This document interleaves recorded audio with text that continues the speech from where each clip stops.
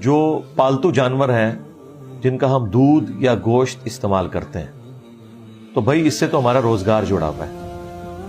یہ تو کچھ عرصے سے ٹیکنالوجی میدان عمل میں آئی ہے، ادروائز تو پوری انسانیت اسی کے اوپر چل رہی ہے.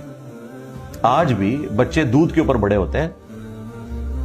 تو جو لوگ ان چیزوں کو اپنے ذریعہ معاش کے طور پہ استعمال کر رہے ہیں، پہلے تو ہر ایک بندے نہیں رکھی ہوتی تھی، لیکن اب چلے جب سے یہ والا سلسلہ شروع ہوا ہے کہ لوگ کرنسی پہ آ گئے ہیں تو کوئی اور محنت کرتے ہیں اور خرید لیتے ہیں دودھ. ورنہ تو گاؤں ایریا میں تو سب نے اپنے گھر کا دودھ رکھا ہوتا تھا. ایون دودھ کو بیچنا یا خریدنا اس کو تو وہ بڑا معیوب سمجھتے تھے، ایک وہ زمانہ تھا. تو اللہ تعالیٰ نے اس میں آسانی دی ہے کہ جو پالتو جانور ہیں جن کا گوشت یا آپ دودھ استعمال کرتے ہیں تو ان کا پیشاب یا گوبر وہ ناپاک نہیں ہے.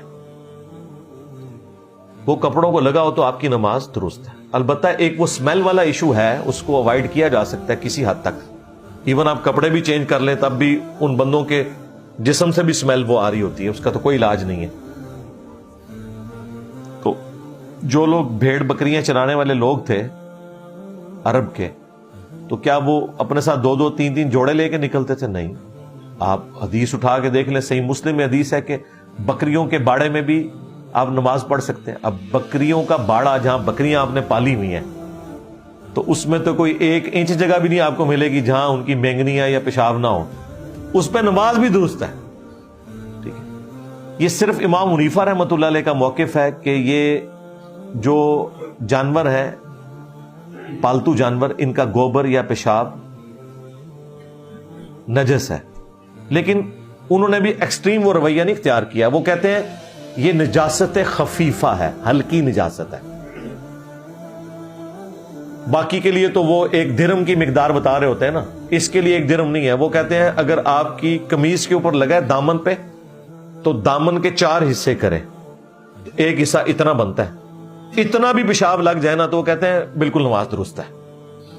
ٹھیک ہے، ہم تو کہتے ہیں وہ اس سے بھی زیادہ لگ جائے تو وہ پالتو جانور کی اللہ نے، چونکہ ہمارا رزق جوڑا ہوا ہے نا.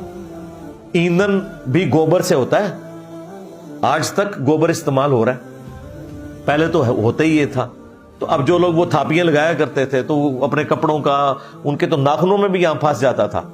تو اس طرح کون احتیاط کر سکتا ہے؟ تو اس میں ہمارا موقف یہی ہے کہ جو اکثر اہل سنت کے ائمہ کا ہے کہ یہ چیزیں ناپاک نہیں ہیں. تھوک ناپاک نہیں ہے، لیکن اس کا یہ مطلب نہیں کہ کوئی تھوک چاٹنا شروع کر دے. اسی لیے دیکھیں میں نے بڑے احتیاط کے الفاظ استعمال کیے. میں نے یہ نہیں کہا کہ ان کا پیشاب یا گوبر پاک ہے، ورنہ ان کا سی پیو. ہاں تو میں تو پتا استاد ہے انہاں دا، میں گل ہی نہیں پہ کرتا. ٹھیک ہے نا.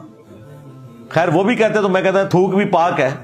پھر میں کہتا تھوک بھی پاک ہے تواڈے نزدیک، چٹو، بلغم، پسینہ، یہ وہ ہے جو حنفیوں کے نزدیک بھی پاک ہے. تو کیا چاٹتے ہیں یہ؟